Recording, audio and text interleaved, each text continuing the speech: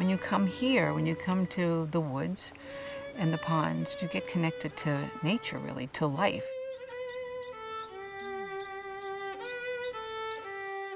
It's just an openness happens. It's a I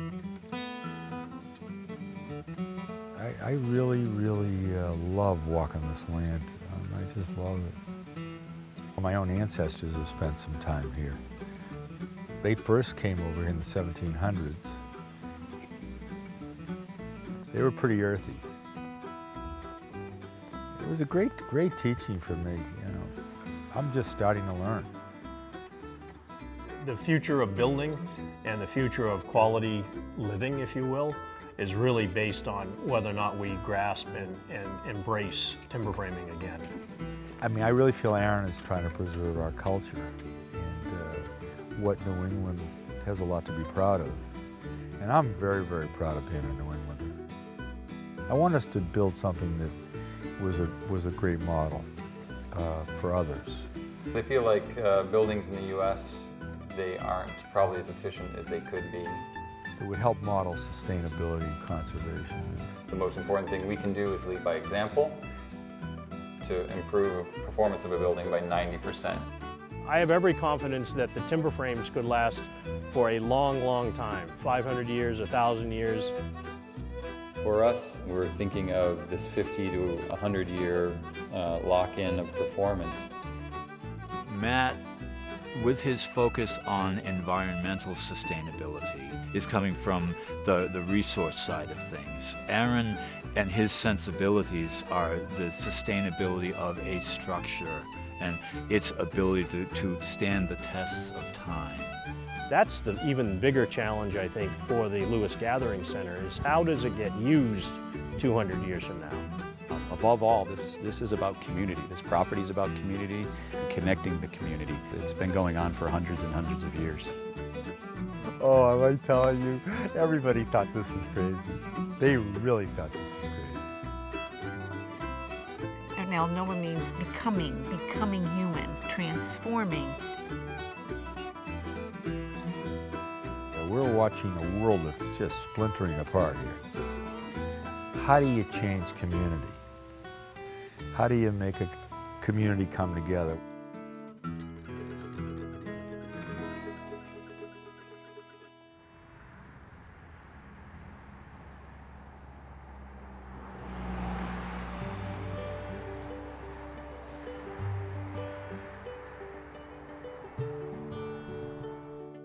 We've always been a community of farmers. It has never been an upscale community. Phillips Exeter Academy, which is located in the next town over from us, is the oldest preparatory school in the United States. They wanted to come to Kensington in the 1700s. The local farmers would not let them because they feared the boys would steal the apples from their orchards. That is Kensington. I've been a selectman. I was on the planning board for 30 years. I'm involved with the church on a volunteer basis. We'll work with the library whenever. Yes, I'm completely immersed in the town and its operations. There are a lot of places in Kensington that have not changed in over 60 years, including Alan's grandmother's house. My grandmother would say, "Come on outside, it's 8 o'clock at night, smell the ozone." Smell the ozone. I mean, I didn't even know what ozone was. What the hell is ozone? But I know the air smells great. He bought the travel agency in 1986, and it became successful rather quickly. I believe Harriet and I have been on this crazy journey since the early 70s. There was something about this town and this place that we wanted to share with people.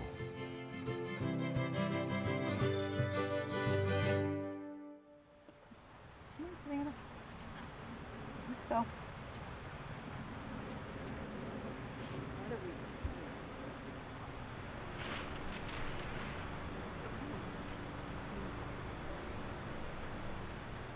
Alan and I and our family, we're very involved in a lot of nonprofit work, particularly around leadership training for nonprofit leaders. We also do leadership training for for-profit businesses, but like a different way to do business, right? A different, more heartfelt, more thoughtful, more human ways of doing business.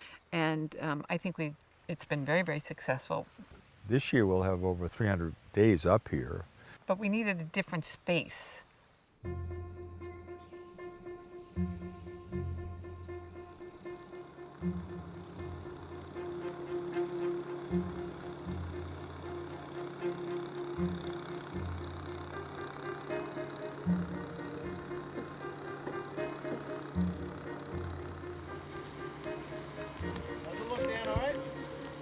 When it comes up, it's going to hang like this. Okay, we're going to walk it over. We're going to see if we can push it to plumb and come down. All right, we may not be able to.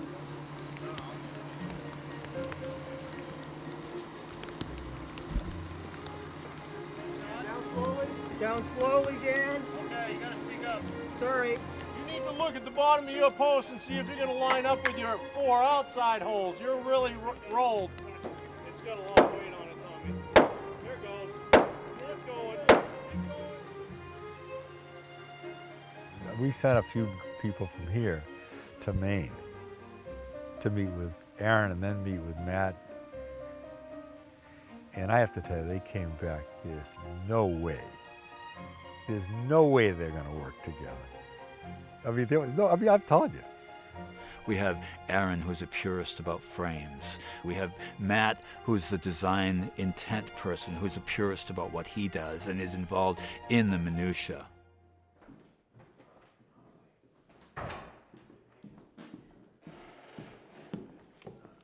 Scott. Good. So if we take a look at the... From the very beginning, we're setting in motion these patterns of consumption. And if we're making the choice today to set in motion these buildings that are going to be high performing for 50 to 100 years using almost no energy or net zero, then we're doing our job. We're acting responsibly.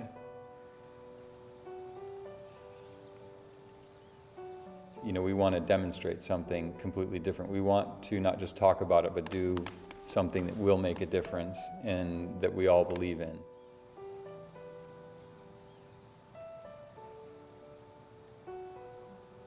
When we started off, we did the prototype for the Go Home, which was our first passive house. And what we realized very quickly as it went through the first winter is it's a much better building. It used only around $200 or $300 for space heating all year long. And that was a sort of prototype for a co-housing community that we're working on here in Belfast.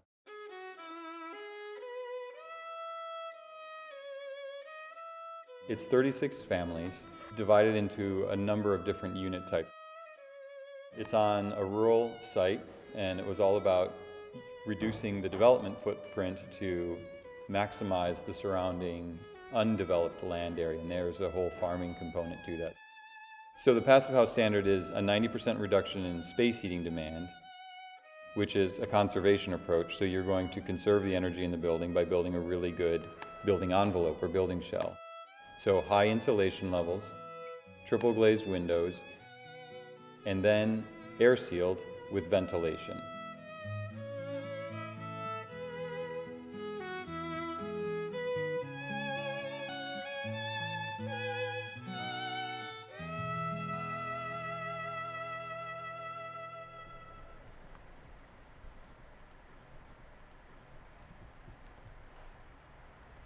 Traditional building was designed to last 200 years. It was not intended to be short-lived. You were going to stay there forever. We don't build like that in the United States anymore. We haven't for a long, long time, except every once in a while we get an opportunity to do it. The Freedom Mill was the opportunity to see a project that was done by this group called Preservation Timber Framing in terms of restoring the integrity and the character of an original building. The foundation of the building are massive blocks of granite with a traditional mill building above it. And we went there to just experience this feeling and the heaviness of granite and the water and the relationship of a building to its environment, and the water coursing under the building, and the strength of the water, the strength of the building was something that was just overwhelming. And Alan said, if we can incorporate the beauty and the majesty and strength with the concepts of a sustainable building, we have a win.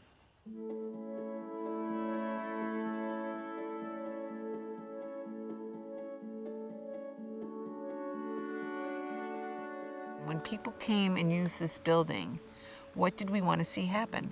The first thought was it was a gathering place, a place for people to come together and to learn together, to grow together, to practice yoga together, to come up with new ideas together. I don't know, when you see people's passion and they're alive, that's it for me. Because I thought that was a way to really help communities in need and different organizations.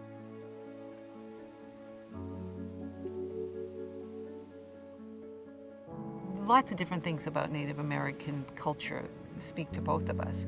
And so we found this word Alnoba, and we spoke to some Abenakis about it, and they were saying this is a good word. It really means becoming human. We determined that in order to flesh that out, we had to do a 3D model. And Harriet walked into the room. Having not been involved, she knew that conceptually there was something going on. She walked into the room and looked at the 3D model, and her immediate response was, Oh my God, and it was gorgeous, and it was beautiful. I just loved it, I did, I just loved it. Alan, he's the person who keeps saying, I'm not concerned about today. I need to focus on what's going to be. 1, 2, 3, 4, 5, 6 king posts in this 60-foot building. I mean, one of the reasons we did the king post, the double parallel rafter king post truss, is it allows for the entire span to be wide open. And it's also a beautiful form. So when you look up at that truss, you're seeing a pure structural load being sent out to the outside wall in a beautiful and kind of a magical way. I love the shadows on it. This is the best way to utilize a tree of that size. It's by far the most sustainable and energy preserving method of building. If you can think about a tree and turning it into 2x4s, the amount of energy it took to take a perfectly good tree that we could use as a post and turn it into 30 2x4s, that's a lot of petroleum down the tube for very little gain, because that is a short-lived building. So the framework, the way that we built it, and the materials that we used in the form that we used them is a very sustainable part of this structure. I liked Aaron because I really believe he loved what he did. I think he was trying to preserve our culture. The early gallery frame is a posted frame like a barn. It is a barn. It's a barn from Green, Maine. That type of barn would have existed anywhere from Massachusetts to the northern Maine. It was very homogeneous.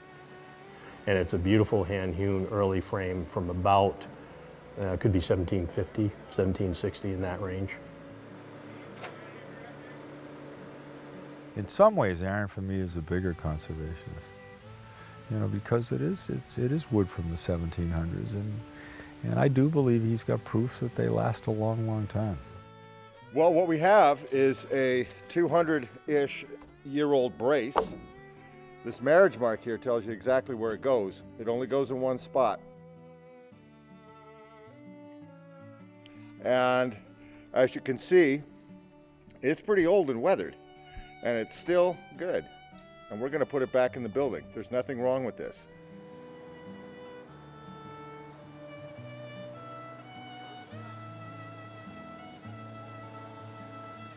To bring a timber frame together was a community event. The meeting house, the church building, the town hall, they were all very large timber frames that were often literally brought together by the community, raised by the community.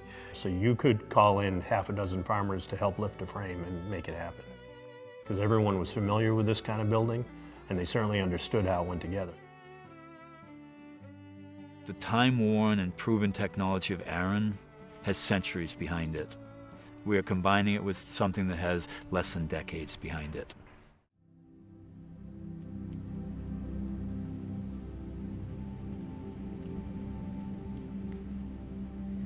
To see that building sticking out like that, when it first went up, I mean, I said, oh my God, what did I do, you know? I mean, I was worse than in shock.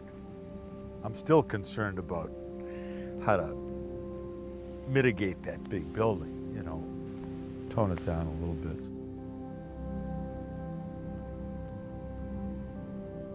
Authenticity in my life in Harriet's life, it's a premium. At this stage, we know we have a finite amount of time. And that time we wanted to spend with people and things that are real.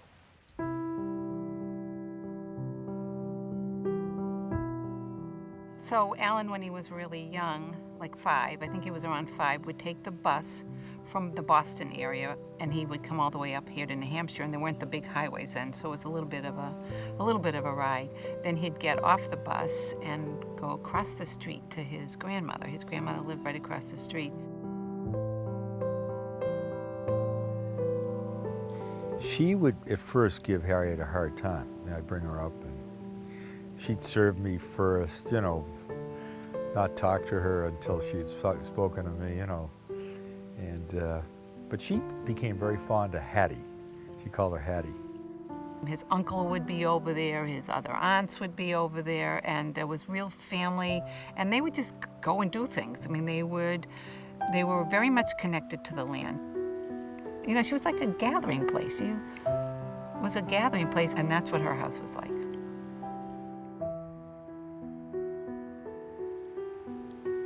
They had a lot of fun in the outdoors. I did too. That's how I was, you know, when I was up here, that's what I did. I would be out in the woods, you know.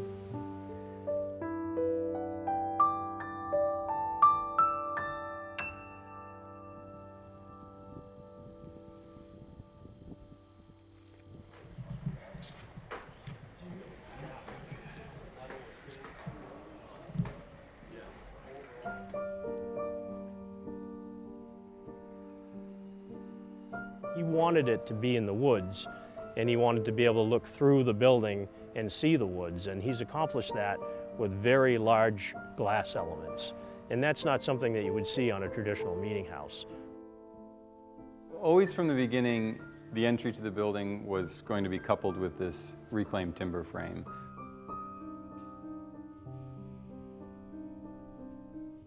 So, I mean, the gallery is a repurposed building.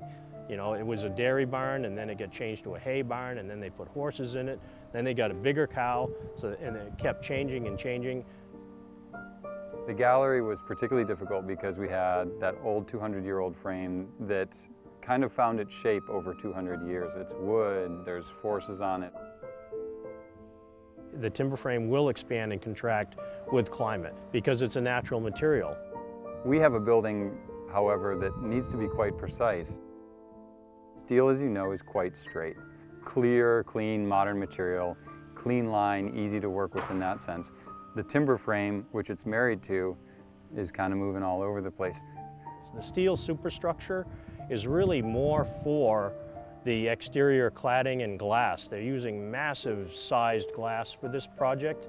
If the building moves, we're going to have glass failure. The timber frame will expand and contract at different rates than glass and steel. And that marriage, how that's going to come together. So we're going to marry those two together.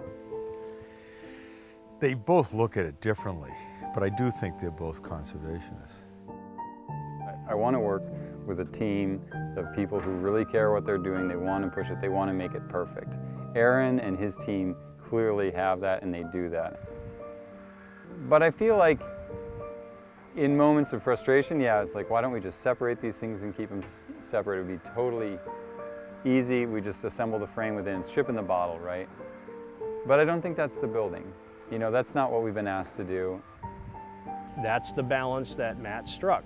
And it's not a terrible balance. It's not as traditional as you might expect for a building of this age, but is in fact a way to illustrate the building, make it relevant, make it viable, and have it used. It'll be a very, very interesting building.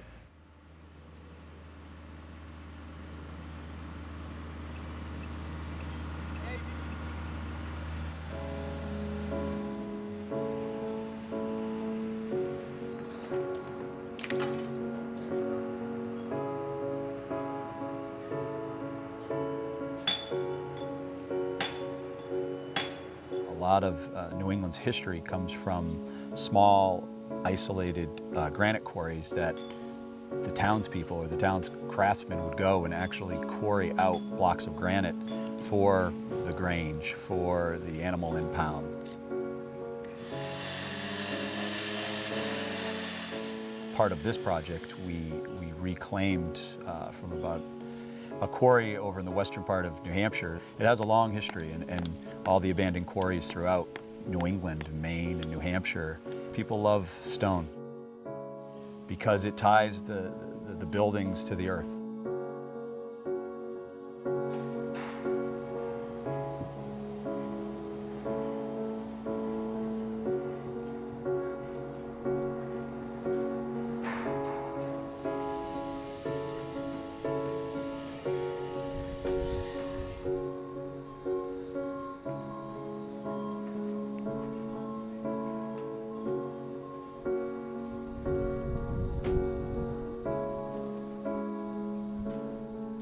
Alan does not like construction. I love construction.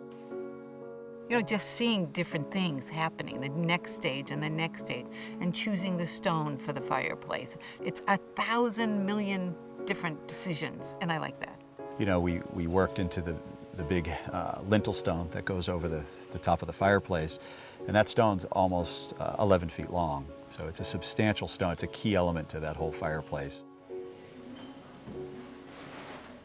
All the assemblies from the foundation to the walls, to the windows, to the roof, to the mechanical systems, they all have to be mindful of connecting together so there's no air leakage. So the airtightness of the building is critical to passive house. It can be up to 30% of a building's energy loss, which is just due to leaking. I wasn't going to build it unless we had a fireplace. I wouldn't build it. I just wouldn't. I mean, I'm from here, and you know, we've been cutting wood since I was a kid. And fire, again, is an integral part of you know, community and bringing people together around fire. And I don't think of any building or any place that Alan would ever not want to have fire. So the challenge became, how do you put a fireplace as big as this fireplace, which is almost 6 foot wide, into a passive house where you're trying to keep the air infiltration in and out locked down. Because the heat demand for the building is so low, most of the heating for the building actually comes from the people who will be inside of it. Occupants or computers, lights, cooking. That's where most of the heat comes from. And so in a passive house, in order to be certified, you need to demonstrate the airtightness of the building. Because it's so airtight, there's no fresh air to draw from, so you're drawing from the room. So what we had to do is we had to supply an auxiliary air source, or a fresh air source, that is right in front of the fireplace, so that we can, with a switch, open up the air source. So when you light the fire, it draws directly from that air source rather than drawing it from the room. And the jury's still out on how this building will perform.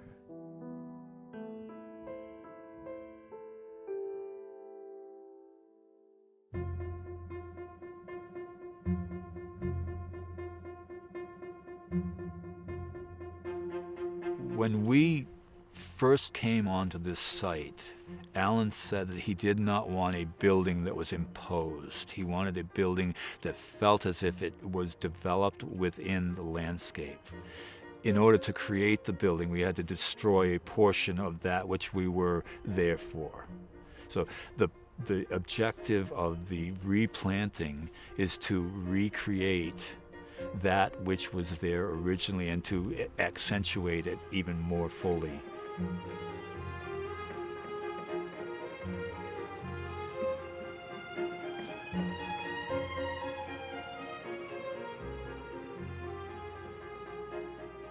We built the building along the edge of the forest, knowing that we'd have to do tree planting around it to give it that feel of sort of moving through the trees into the building. We didn't just select varieties of trees, we selected individual trees. So of the 51 trees, each one of them has been identified specifically. So there is no random tree that's being planted around this building. We have red oak, sugar maple, red maple, white birch, hemlock, and swamp white oak, which are all native trees that are indigenous.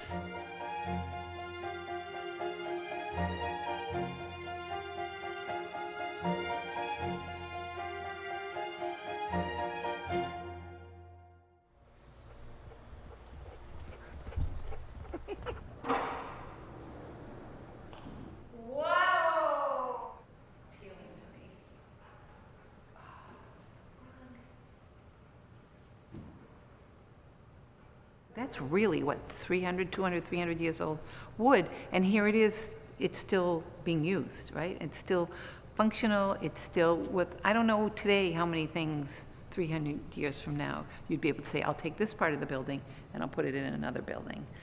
The Passive House Standard has three main components in order to certify. On the first level, the annual heat consumption for the building, and we've passed that, we're good.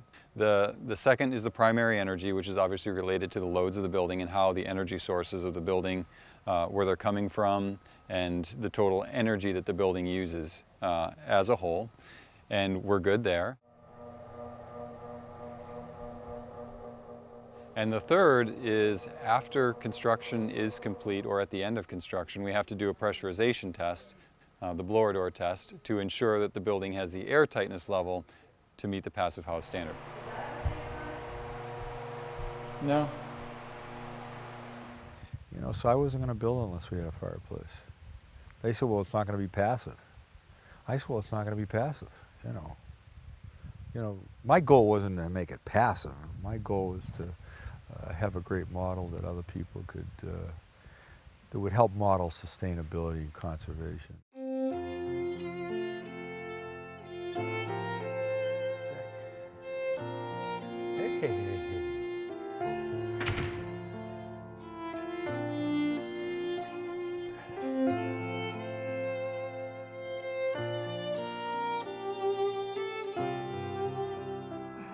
Come on, come on.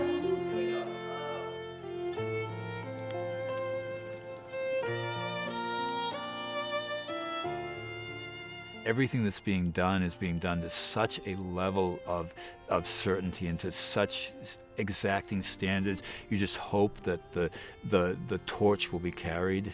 I'm very, very proud. I'm really proud of this building. I'm really proud of what everybody's done. You pause and you take in Mother Nature and you take in what's around you and you look at the elements, and stone is one of them, you know, fire's another one. To slow down and you walk through the property and you walk through this building, I think you get the sense of where it all came from. I don't think in my lifetime I've seen that much talent, ego, come together and work so well together. The mission and what Alan Lewis is trying to do here is long-term. I mean, he's looking at sustainable systems with his solar systems and his, you know, all the environmental issue he addresses. That's what really got me pumped up to do this project. Keeping and appreciating the quality of place, particularly in New England, there's a lot of heritage here. And to understand that, but also to bring something new to the dialogue, for me is what gets me out of bed. I mean, I look almost every day when I'm here. I mean, I'm so thankful and to be here knowing I'm just part of time.